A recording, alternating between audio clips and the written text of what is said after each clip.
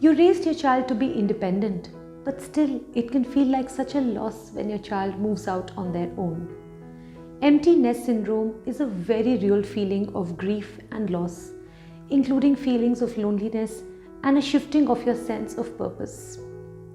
Namaskar and welcome to yet another episode of Let Us Talk.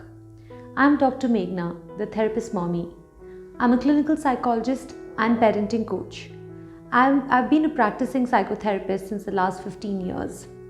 And today, I'll discuss the empty nest syndrome and some ways in which you can manage it. When your child goes off to start living independently, you may enjoy the new quiet of your home, but you also feel a sense of loss. Your children are who you raised them to be, independent, happy adults. So you may be wondering why you're feeling a sense of grief. Your schedule has now changed, and your role as a parent has changed. It can be a big hurdle to adapt to your new role or to even discover what exactly is that new role. Unlike the grief experienced when, for example, a loved one dies, the grief of empty nest syndrome often goes unrecognized. Because after all, an adult child moving out of home is seen as a normal and healthy event. Are some parents more susceptible to feeling empty nest syndrome? Research suggests that some parents are more susceptible than others. People who suffer the most from empty nest syndrome are those who, for example, have been full-time parents, have always considered change as stressful rather than as challenging or refreshing or exciting. They've had unstable or an unsatisfactory marriage. They are the ones who would usually rely on their role for self-identity rather than people who have a strong sense of self-worth. And they are those who worry that their children aren't really ready to take on adult responsibilities. So what are some of the challenges you can face if you're experiencing empty nest syndrome? These are some of the challenges you can face. Establishing a new kind of relationship with your adult children. Becoming a couple again after years of sharing the home with children. Filling the void in the daily routine created by absent children. A lack of empathy or understanding from others who consider children moving out to be a very normal and healthy event. In many cases, empty nest syndrome is compounded by other difficult life events or significant changes. For example, some of the changes that happen around the same time, like retirement or menopause, or in some cases, death of a spouse. So how can you manage this? Let's discuss some strategies to deal with empty nest syndrome. First, find something you love as much as you loved parenting. For the longest time, your task was hands-on parenting. A healthy goal now is to find another part of yourself to be developed, another aspect of yourself that's lying asleep and waiting to be discovered. That discovery could be within your spiritual self, creative self, or physical self. Maybe it's something you wanted to do years ago. Don't allow the excuse of, oh, now I'm too old for that, to hold you back. Let's face it, you may not be able to become an Olympian or some goal that requires youth.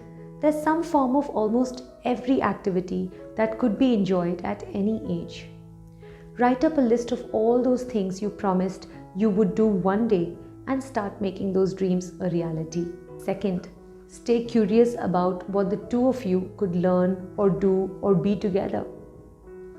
Get out that bucket list with your partner. Talk about goals you have together, things for the two of you to share and that you can both work on to bring you closer. Perhaps this would be, working on a garden together or going on a trip or volunteering for an organization or learning to cook Chinese food or fixing up a room in your home or say learning how to ballroom dance. Notice how often the word learn appears in that list. Curiosity kills two birds with one stone. It helps with empty nest and it helps you from growing stale and stagnant in your own life. So that you can fully be in the present together, you might also explore your couple relationship and talk about any emotional hurts that are keeping the two of you stuck in the past. This will allow you to enjoy each other's company more deeply, and maybe even in ways that you could not when the kids were around. Third, focus on social relationships. Your child's life is moving on. They're making new friends and traveling to new places. You need to have fresh things to look forward to as well. Have a neighbor over that you have always wanted to get to know. Form a book club, or take a class, or join a community non-profit group. Research has shown over and over that being socially connected energizes our lives. Also make time for the friends that you've known for years, but perhaps haven't had contact with recently. Now that you have more time, reach out to them and renew those old bonds.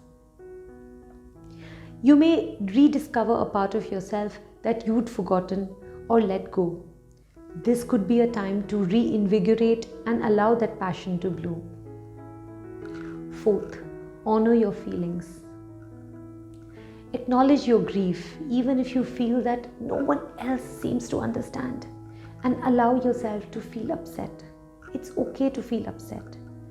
Rituals such as funerals help us come to terms with difficult changes. Create your own rituals to help acknowledge your feelings. For example, could you plant a tree, or could you redecorate your child's old room? Think of rituals that help you move on. Discuss your thoughts, feelings, and future plans with your spouse. Seek advice and support from other friends who understand how you feel. Some of them may also have experienced empty nest syndrome. And give yourself time to adapt to the changes. Don't expect too much of yourself, particularly in the first few weeks or months. Know that your children are becoming who you raised them to be, independent adults. The side effect of that is adjusting to them living away from you, in some cases in another city or even in another country. But you have accomplished one of the greatest feats of parenting, giving your children wings to fly. Do like and share this video and subscribe to our channel. Thank you.